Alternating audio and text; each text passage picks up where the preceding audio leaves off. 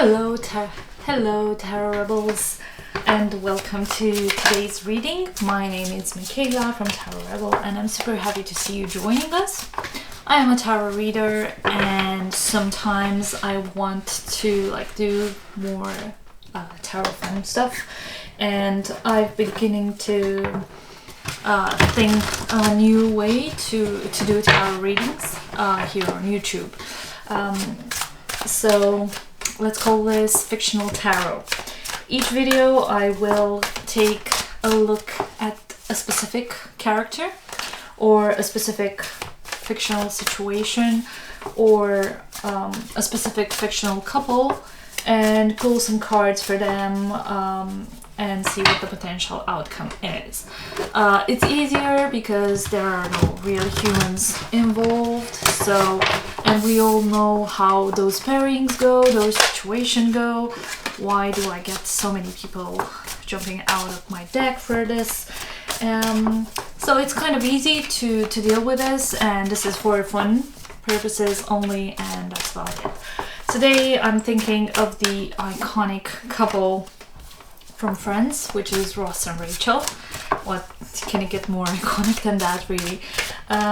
Where do you want to break? Please let me know. I used to be so in love with the idea of Ross and Rachel as a child. Friends was my favorite TV show, so obviously the new resurgence of Friends, I think it's done wonders for my mental health. But okay, let's see. Okay, fun and fun. Okay, this is from Ross's perspective, I will say, and let's see from Rachel's perspective.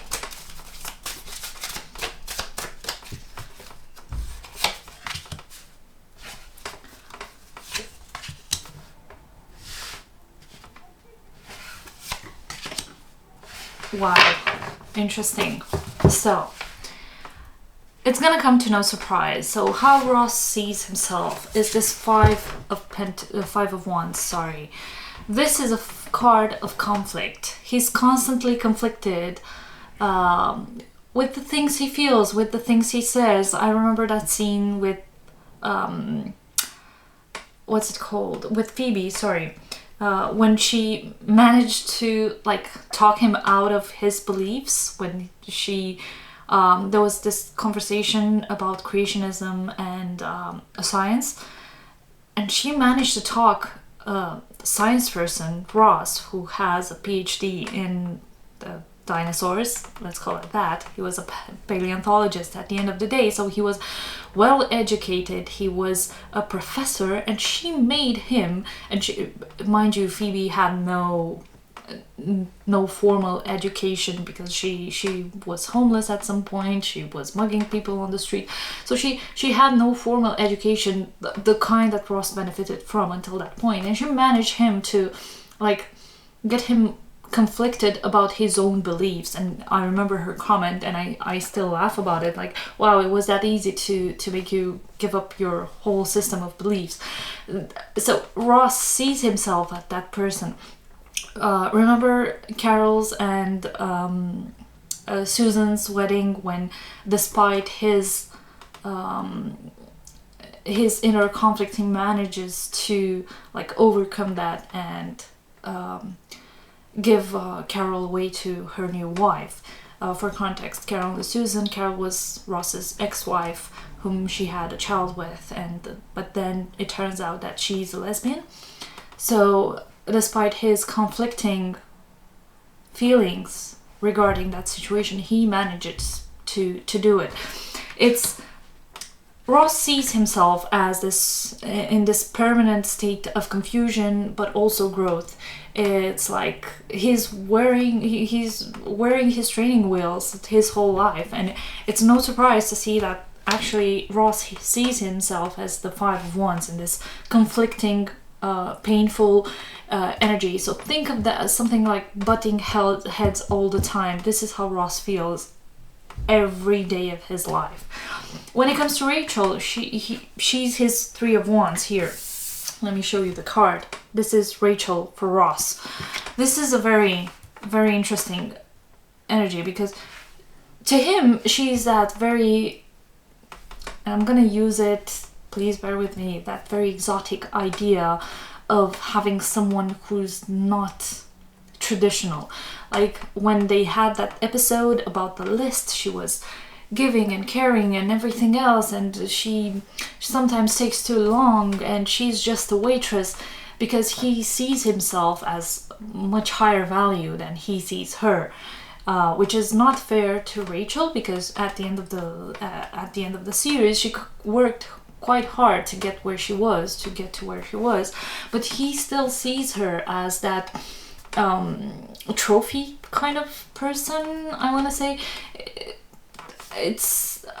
I don't think he gives her the respect and the weight she deserves. Weight as in, like, she doesn't mean too much to him in different aspects. Yes, she's gorgeous, she's perfect, she's Rachel, she embodies that feminine figure, but as soon as she steps out of the line, as soon as she wants to do something on her own, she's not Rachel anymore. She's like this unknown person to him. He's kind of hooked on her since high school, and he never upgrades her from that point of meeting her when she was this popular girl in high school, and he was like the smart guy. And it kind of feels like that, like Ross personifies all the beauty, the youth, the unattainable, the adventure, but nothing more. She doesn't have substance. So it feels like Rachel is just a placeholder, as opposed to other women that he's been with during the show. Julie, for example, she was a paleontologist just like him, so he appreciated her for her brains as well.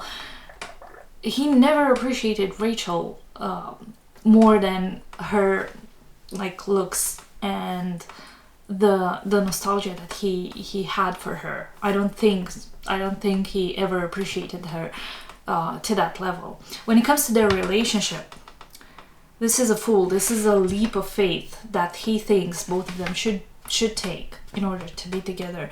The Fool is a card of adventure, is a card of trust, is a card of faith. At the end of the day, is a card of putting your trust into someone and hoping for the best, and that's about it. And it feels like he sees this relationship as fresh every time, because if you look at the relationship throughout the series, every time they got together, there was a new iteration to that relationship, but there was an added layer to their relationship.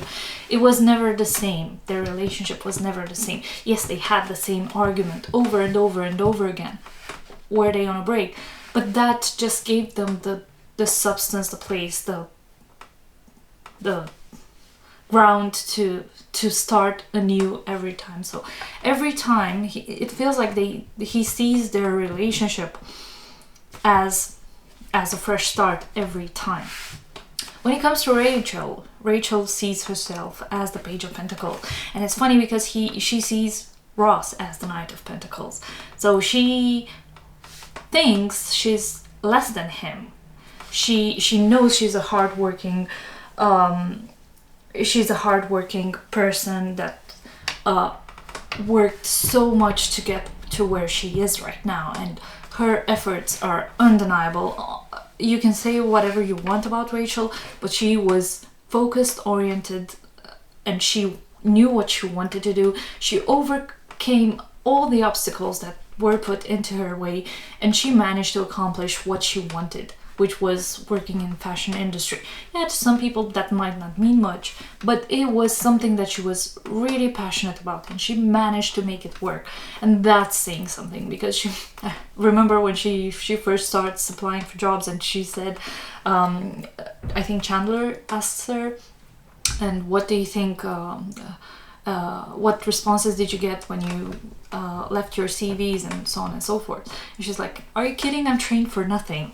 And that's Rachel in the first couple of episodes, she was trained to do nothing, and she's still learning, and she's very much aware of that, and she's very much willing to put in the work to get where she needs to go.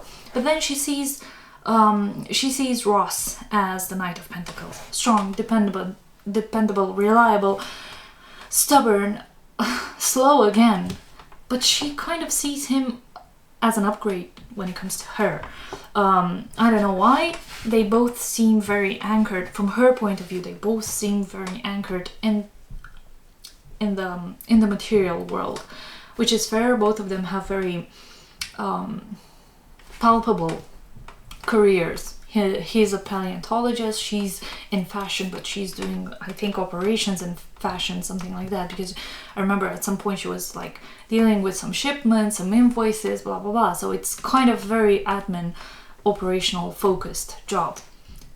From someone who didn't have a job, she got very far in life with that, and she got a job in Paris based on her skills, her knowledge, her experience.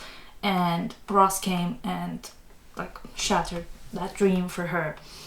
It's funny, she sees the relationship as the Seven of Pentacles. This is an investment card.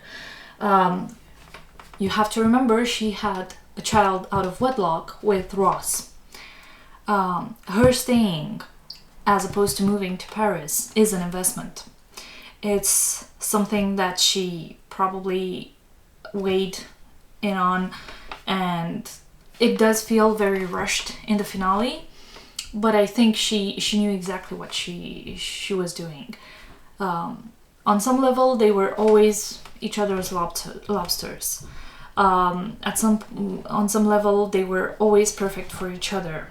But make no mistake, there is no card of emotion between them two, and it's kind of I want to say in a very kind way, it feels like Ross likes the idea of Rachel, but he feels like he's settling, whereas Rachel knows the hard work she needs to put in to have a happy relationship with Ross and also a happy relationship with herself, and she's willing to do that work. And to me, those are the big differentiators between the two of them. Now, let's see, what are the key strengths in Ross and Rachel's relationship? Too many cards. Okay, what are the key strengths, the key weaknesses, and that's it for now. Key strengths and key weaknesses. Okay, the strengths.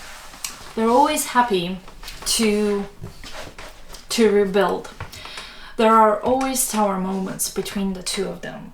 There are tower moments when they take a break. No,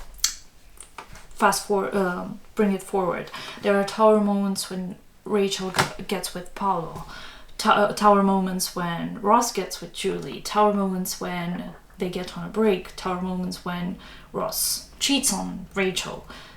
That's my perspective. I know some people don't agree with that. They were on a break, so that's not technically cheating, but that's just my opinion. Then moving forward, when Rachel makes Bonnie, Ross's girlfriend, shave her head, when Ross says the wrong name at the altar, that's painful because at the end he didn't go on the honeymoon trip with Rachel.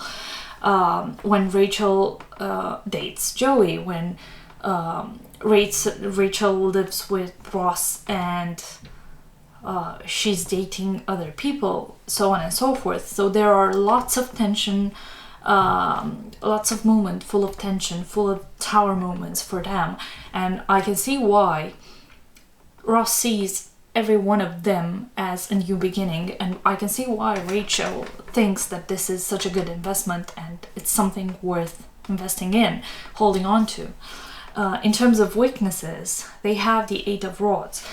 Communication might be tricky between the two of them, and It's so impulsive and so fast that some things are not necessarily explained properly, like the "we are on a break" situation, or like Joey proposing to Rachel with Ross's ring, or like I don't know, the Bonnie situation when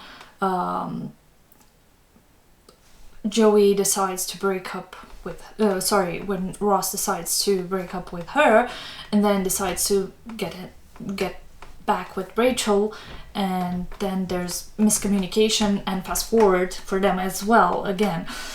So there's a lot of back and forth because of that, because they don't hash out their conversations properly. So again, Ross and Rachel jump to conclusions and they don't communicate properly. Let's see, what's the potential outcome for the two of them? What's the potential outcome for Ross and Rachel? Ooh, the Page of Swords. Okay. Interesting. This is a card of communication. This is a card of inspiration. This is a card of vigilance. I think in the long run, both of them will apply those concepts to their relationship. They will start communicating better. They will start analyzing themselves better. I want to see, there is not one single emotion in this reading. They are not connected emotionally. They're not connected from a sensual point of view.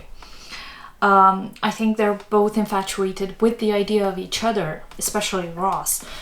Rachel kind of feels like she's way too far ahead in this relationship to give up, and she kind of tries to hold on to things because of that. But at the end of the day, it kind of feels like they're just tiptoeing around the subject and they're not necessarily truthful to themselves and to each other. And I want to see what's at the bottom of the deck. Okay, there's Sun card, the King of Cups, and the Seven of Swords. Everything feels happy from the outside. The emotions feel reciprocated in a way, but both of them are carrying the Seven of Swords with them as a card of dishonesty and greed. They are too greedy and too committed to this lie they keep telling themselves. These are emotions that they are projecting on the outside, and they're not necessarily something they actually feel. So it's kind of difficult for them to assess how this situation will pan out in the long term. It's a mess.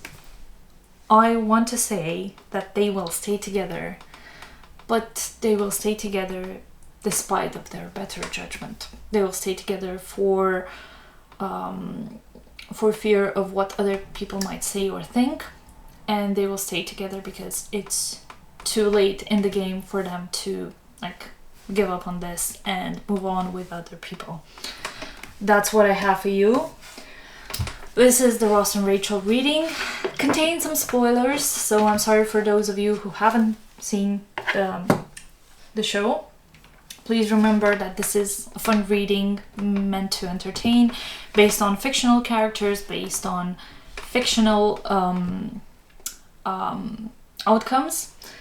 And if you want, you can check my description box down below. If you want to contact me, leave me a message, leave a comment down below, like, share, subscribe, all the good things. This was fun. Hope to see you in another one. Thanks. Bye.